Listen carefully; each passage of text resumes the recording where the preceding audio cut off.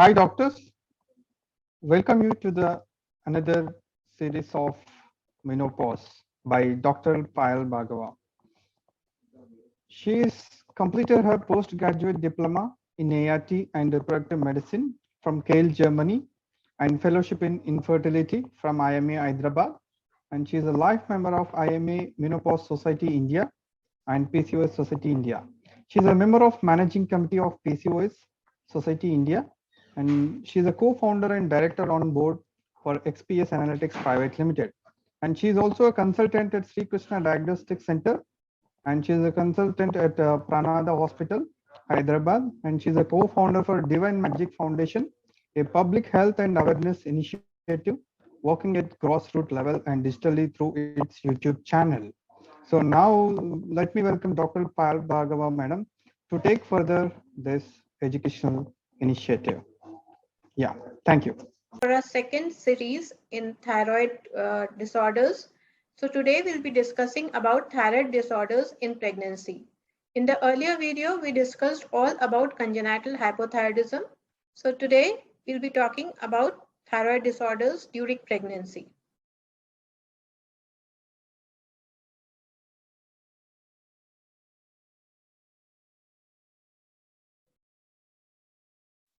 So the contents of my presentation are introduction and incidence, physiological changes in pregnancy, normal values in pregnancy, events in fetus, interpretation of test, hypothyroidism, Hashimoto thyroiditis, subacute thyroiditis, subclinical hypothyroidism, neonatal hypothyroidism, autoimmune diseases, hyperthyroidism, Graves' disease, thyrotoxicosis, thyroid cancer, postpartum management and postpartum thyroiditis, and thyroid nodule in pregnancy. So just a brief about anatomy and the formation of thyroid gland. Thyroid gland is the largest endocrine gland located inferior to cricoid cartilage. It is a butterfly-shaped organ comprising of two lobes joined by isthmus. It weighs around 50 to 20 grams in adults. Histologically, it is made up of follicular and parafollicular cells. The follicular cells are cuboidal epithelial cells. They secrete two hormones, thyroxine and triiodothyronine, having significant effect on the metabolic rate of the body. The parafollicular cells or C cells lie between the basement membrane and the follicular cells. They secrete a hormone called thyrocalcitonin or calcitonin, important hormone for calcium metabolism and homeostasis. So a few words about synthesis of thyroid hormone. We can see here a diagram of the synthesis of thyroid hormone. The steps in this are iodine trapping, synthesis and secretion of thyroglobulin, oxidation of iodides, organification of thyroglobulins, coupling reaction, and storage. So we all know about the negative feedback mechanism of thyroid hormone, autoregulation of the thyroid gland. So the functions of thyroid gland in our body are, it affects almost all systems of our body. In the nervous system, it promotes normal brain development. In the heart, it increases number and affinity of beta adrenergic receptors.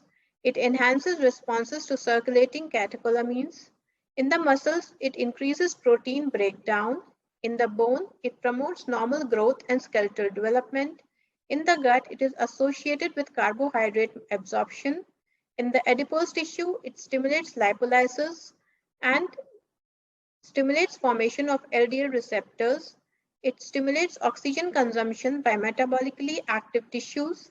It increases metabolic rates, promotes development of reproductive system, and maturation of fetal lungs.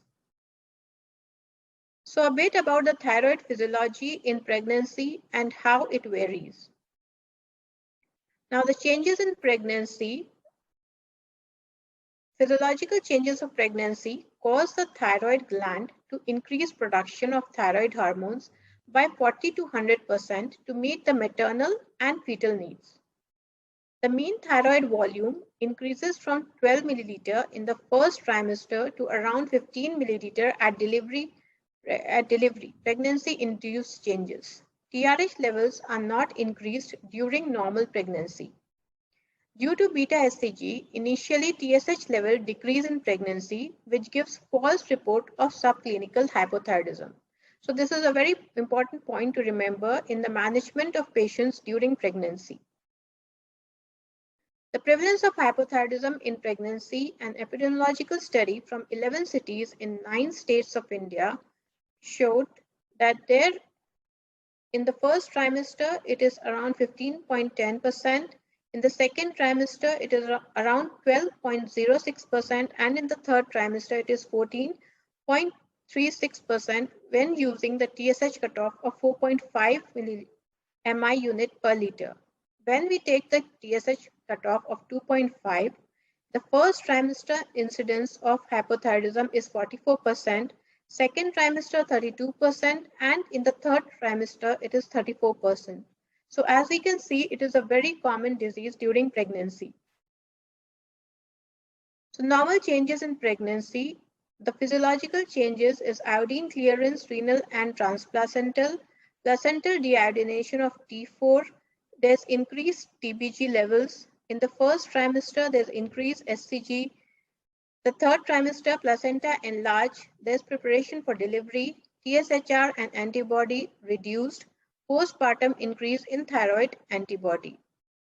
The impact of all these are there's relative iodine deficiency state, risk of fetal and maternal hypothyroidism is there.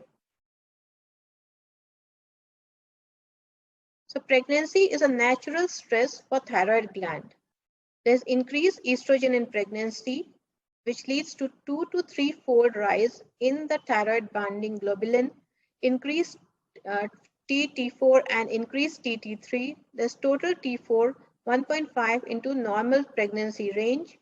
Similar structure of SCG and TSH leads to SCG stimulation and release of T3 and T4.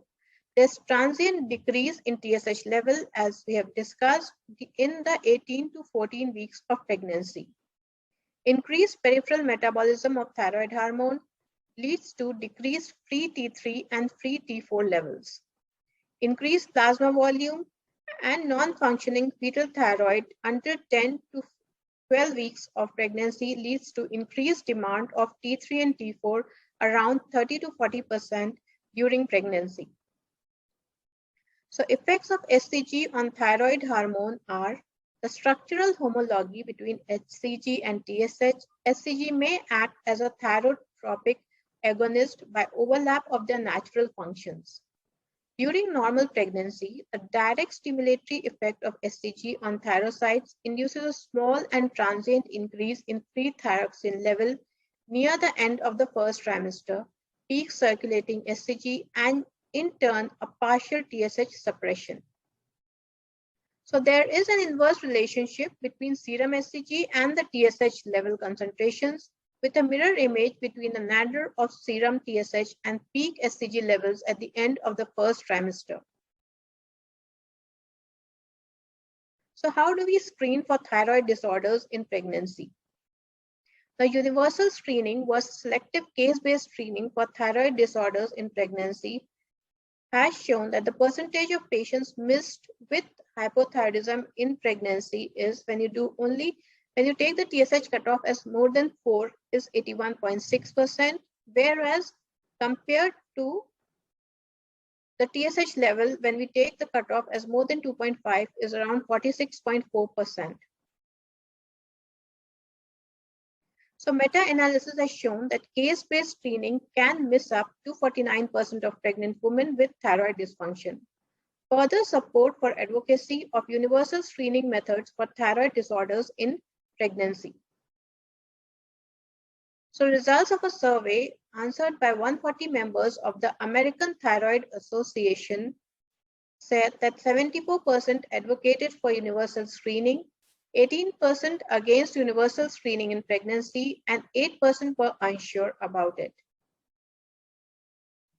So let's discuss high risk versus universal screening. Universal thyroid screening in pregnancy fulfills most criteria for a beneficial and cost-effective screening program and holds promise for improving fetal and maternal outcomes. However, Areas of uncertainty remain, especially with regards to the significance of borderline biochemical abnormalities and whether correction of such abnormalities can improve outcomes. So ITS and FOXI 2019 recommendations for the management of thyroid dysfunction in pregnancy is all pregnant females should be screened at first antenatal visit by measuring TSH levels. Now, what are the TSH reference ranges in pregnancy? Are they the same in every woman or they are different? So recommendations from guidelines on upper TSH limit during pregnancy is, according to the ITS guidelines 2012 India, the trimester specific reference range is in the first trimester it is 2.5 and second and third trimester it is 3. According to the ETA guidelines 2014, the first trimester cutoff is 2.5 and again the second and third trimester it is 3. According to the ATA guidelines 2017, use locally derived reference ranges from a specified pregnant population. If the above is not available, use an upper TSH reference limit of 4. So ITS and FOXI 2019 recommendations for the management of thyroid dysfunction in pregnancy are: due to heterogeneity in study methodology, ethnic differences, and geographical variations in populations, there is need for a nationwide study. Until then, it is recommended to follow lower cutoff considering potential benefits of levothyroxine in comparison with its minimal risk. So trimester-specific TSH cutoff recommended are: in the first trimester, it is 2.5, second trimester 3, and in the third trimester, again 3. Coming to hypothyroidism in pregnancy. Now, what happens if we don't treat hypothyroidism in pregnancy? Let's see. In the mothers, it leads to anemia and congestive heart failure, preeclampsia, placental abnormalities, low birth weight infants, postpartum hemorrhage, and myopathy. In the fetus, it leads to cognitive impairment, neurological abnormalities, developmental abnormalities, and congenital hypothyroidism. In the neonates, it leads to hyperbilirubinemia and respiratory distress. So overt and subclinical thyroid dysfunction among Indian pregnant women and its effect on maternal and fetal outcome. This slide shows perinatal outcomes in delivery and neonatal variables. Coming to subclinical hypothyroidism in pregnancy. A subclinical hypothyroidism in pregnancy and outcomes in a study showed that pregnancies in women with subclinical hypothyroidism were 3 times more likely to be complicated by placental abruption. Preterm birth was almost 2-fold higher in women with subclinical hypothyroidism. So subclinical hypothyroidism during pregnancy is associated with multiple adverse maternal and neonatal outcomes. Effect of levothyroxine therapy on pregnancy loss rate and preterm birth rate among pregnant women with subclinical hypothyroidism in a study was found that if the TSH is in the range of 2.5 to 4 with TPO antibody negative, no significant difference in preterm delivery was seen. If the TSH was more than 4 with TPO antibody negative, there was significantly lower rate of preterm delivery in LT4 treated women compared with those who received no treatment. In a systemic review and meta-analysis in women with subclinical hypothyroidism or TPO antibody positive, it showed that pregnancy loss and preterm birth were higher if they were not treated. So ITS and FOXI 2019 recommendations for the management of thyroid dysfunction in pregnancy showed that during pregnancy, all overt hypothyroidism with TSH more than 2.5 should be treated. For overt hypothyroidism, levothyroxine dose should be around 1.6 to 2 microgram per kg per day. Maintain the target of TSH level less than 2.5. Patients with pre-existing hypothyroidism, LT4 dose increased by 30% as soon as the pregnancy is diagnosed. This is a very, very important point, and we should remember that if the patient is already hypothyroid before pregnancy, the levothyroxine dose as soon as the patient gets pregnant should be increased by 30%. So regular TSH monitoring, that is approximately every 4 to 6 weeks until mid-gestation and at least once near 28 weeks gestation should be done. So the further management of subclinical hypothyroidism in pregnancy, the FOXI guidelines say that LT4 therapy is recommended for women with the TSH greater than 10, TPO antibody positive women with a TSH between 4 and 10. LT4 therapy can be considered for TPO antibody negative women with a TSH between 4 and 10 and TPO antibody positive women with a TSH between 2.5 and 4. For the management of hypothyroidism postpartum. In the postpartum patients with pre-existing hypothyroidism, post-delivery, the patient should be reverted back to the pre-pregnant dosage and TSH level should be rechecked after 6 weeks.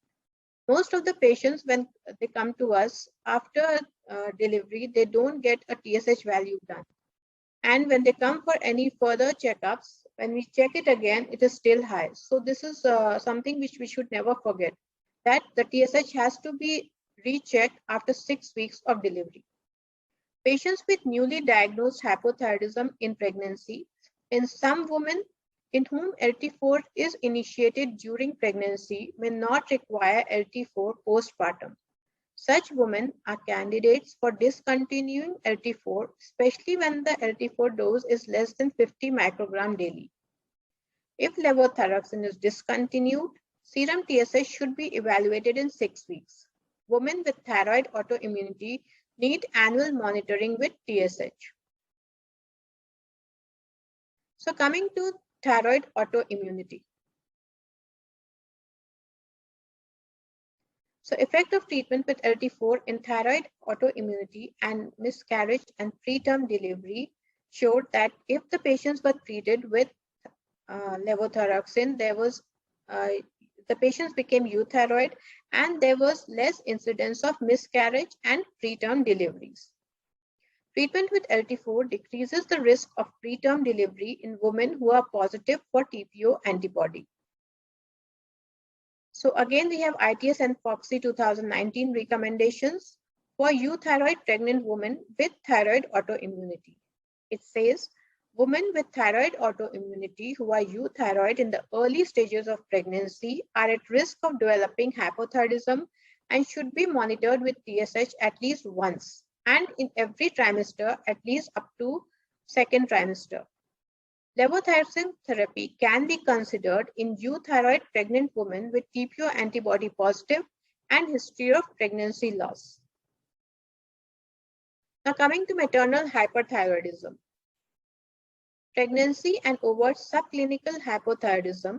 For overt hyperthyroidism, complications are 0.5 to 0.2% of pregnancies. Graves' disease is most common, that is, it is around 80 to 85%. Subclinical hypothyroidism has a prevalence of around 1.7%. It is often associated with SCG, increased SCG levels during early pregnancy. Hyperemesis gravidarum seems to be associated with subclinical hyperthyroidism. So what is the effect of pregnancy on Graves' disease? During the first trimester, there is aggravated symptoms of Graves' disease due to increased SCG production. In the second and third trimester, thyrotoxicosis improves.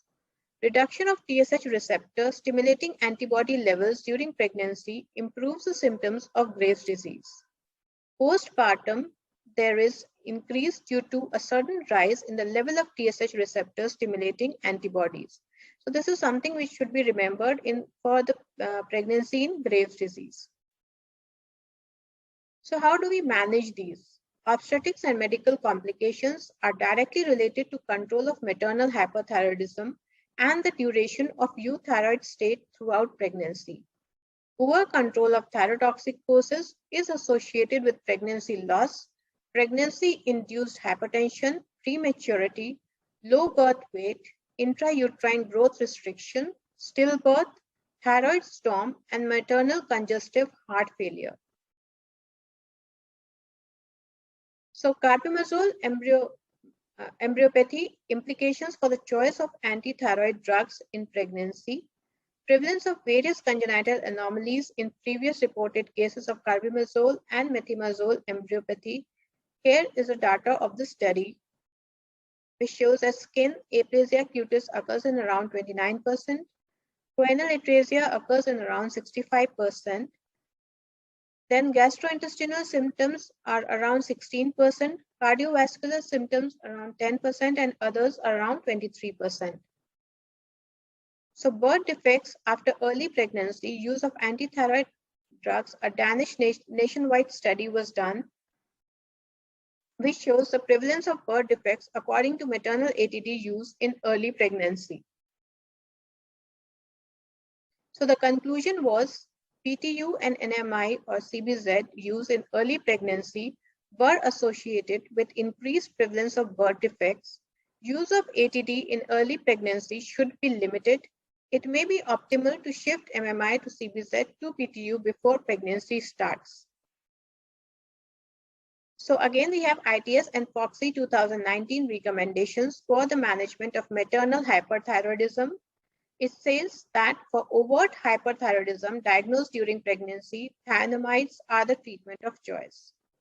PTU is recommended during the first trimester, followed by a switch to methimazole or carbimazole beginning in the second trimester. Patients on low dose of ATD, in women on a low dose of MMI that is less than 5 to 10 milligrams per day or PTU of less than 100 to 200 milligrams per day, ATD may be stopped. Such patients should be monitored every 1 to 2 weeks to assess maternal and fetal thyroid status. Surgery is indicated when ATD fails to control the hyperthyroid disease, that is 300 milligrams of PTU or 40 milligrams of methimazole or carbimazole is not able to control the disease.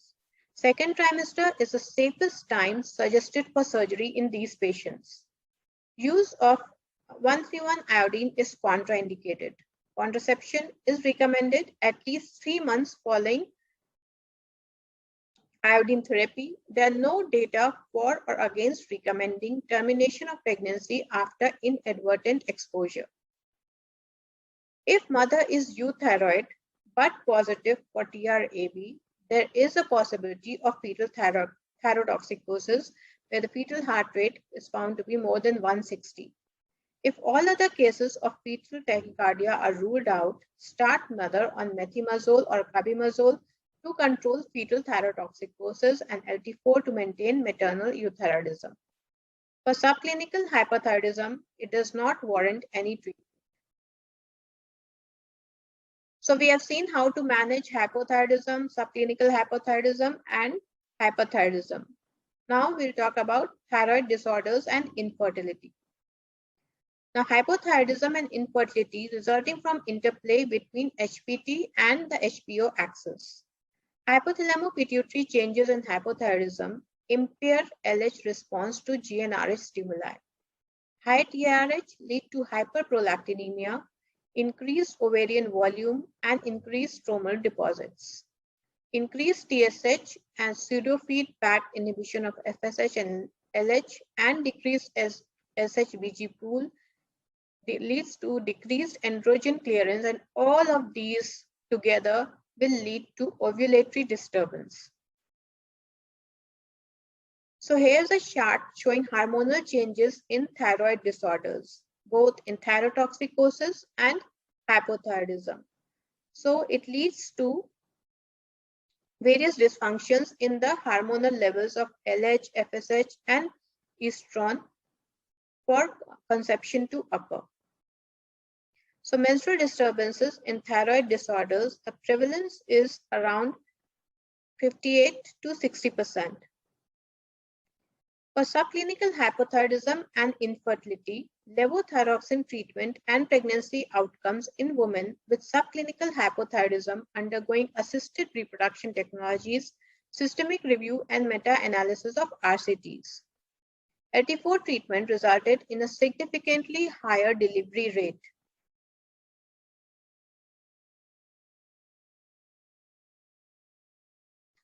In case of subclinical hypothyroidism and AITD with ART, effect of levothyroxine supplementation on pregnancy outcomes in women with subclinical hypothyroidism and thyroid autoimmunity undergoing in vitro fertilization, intracytoplasmic sperm injection, and updated meta-analysis of randomized controlled trials showed that pregnancy was occurred in these patients with treatment with LT4. Given its potential to reduce the miscarriage rate, LT4 supplementation is recommended for infertile women with SCH and or TAI who are undergoing IVF or ICSI. So ITS and POXI 2019 recommendations for the management of thyroid dysfunction in pregnancy is evaluation of serum TSH concentration is recommended for all women seeking care of infertility.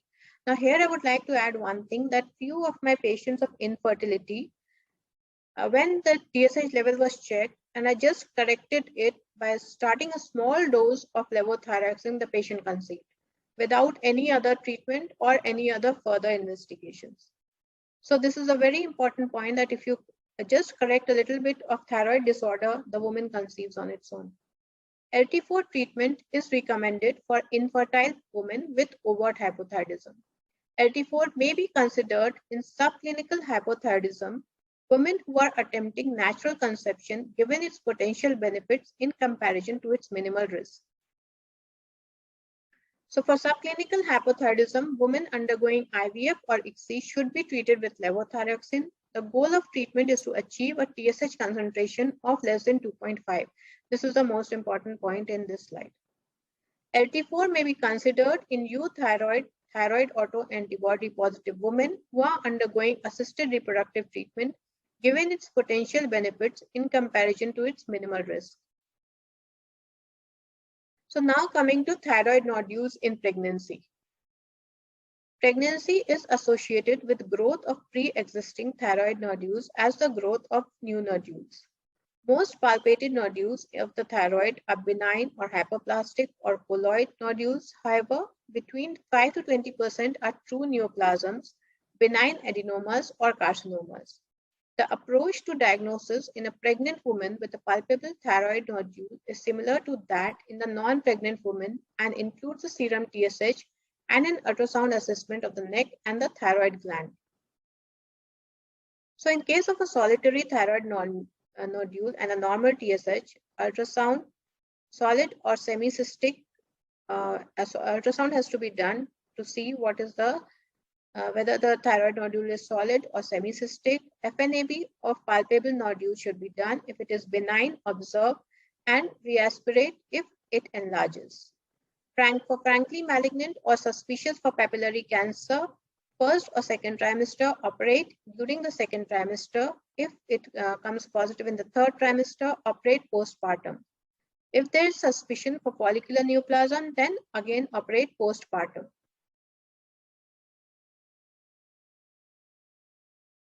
So we have here a summary of management options for thyroid nodules and cancer. In the pre-pregnancy stage, delay pregnancy for 1 year after thyroid cancer has been treated with high-dose radioactive iodine. In the prenatal stage, nodule identified at more than 20 weeks should be biopsied after delivery. If biopsy confirms malignancy, proceed to surgery. Surgery is safest, as we have stated earlier, during the second trimester.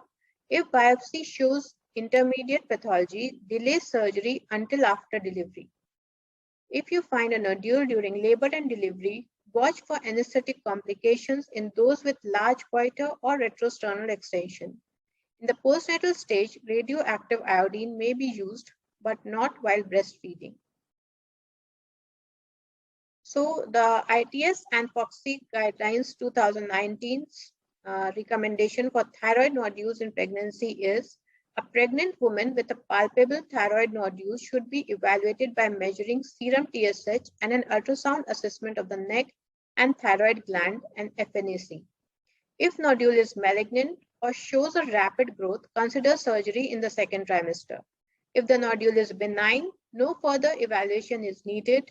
Levothyroxine is given to normalize the TSH and follow up with ultrasound of the neck. In case of papillary or follicular thyroid cancer, LT4 suppression therapy should be initiated to maintain the serum TSH in the range of 0.1 to 0.8 and less than 2.5 for patients with medullary thyroid cancer. If the size of the nodule is stable, repeat biopsy should be performed only after delivery. Post-surgically, patients should be maintained on LT4 therapy with monitoring of TSH and free T4 levels every 6 weeks. Post-surgical whole body scintigraphy and radioiodine remnant ablation are contraindicated during pregnancy and lactation. So coming to postpartum thyroiditis. A transient autoimmune thyroiditis is consistently found in approximately 5 to 10% of women during the first year after childbirth. Postpartum thyroid dysfunction with an onset within 12 months includes hyperthyroidism, hypothyroidism, or both. Up to 50% of women who are thyroid antibody positive in the first trimester will develop postpartum thyroiditis. So who is at risk for developing postpartum thyroiditis? So the women who have autoimmune disorders, who are positive for anti-thyroid antibodies, there's history of previous thyroid dysfunction, history of previous postpartum thyroiditis, that is 20% of women will have recurrence of thyroiditis with subsequent pregnancies, and if there's a family history of thyroid dysfunction. So these women are more prone for postpartum thyroiditis. So there are two phases in this. One is hyperthyroid phase and the hypothyroid phase. In the hyperthyroid phase, there's release of stored hormone 1 to 4 months postpartum. It is self-limiting. There's abrupt onset. The patient will complain of fatigue, palpitation, insomnia, and nervousness. There will be small painless goiter. In case of hypothyroid phase, there's loss of functioning thyrocytes. It occurs 3 to 8 months postpartum. It lasts longer, and the patient complains of fatigue, weight gain, depression, and loss of concentration. So how do we treat these patients? Treatment depends on the phase of thyroiditis and the degree of symptoms. Women presenting with thyrotoxicosis may be treated with beta blockers to decrease palpitations and tremors. Anti-thyroid medications are not used for thyrotoxic phase since the thyroid is not overactive. The hypothyroid phase is often treated with thyroid hormone replacement. If the thyroid hypothyroidism is mild, no need of any therapy. If thyroid hormone therapy is begun, treatment should be continued for approximately 6 to 12 months and then tapered. So here we have a summary of the treatment of thyrotoxic phase and the euthyroid phase of the patients. So the take-home message for thyroid disorders in pregnancy is thyroid disorder is common in general population as well as common in pregnant mother.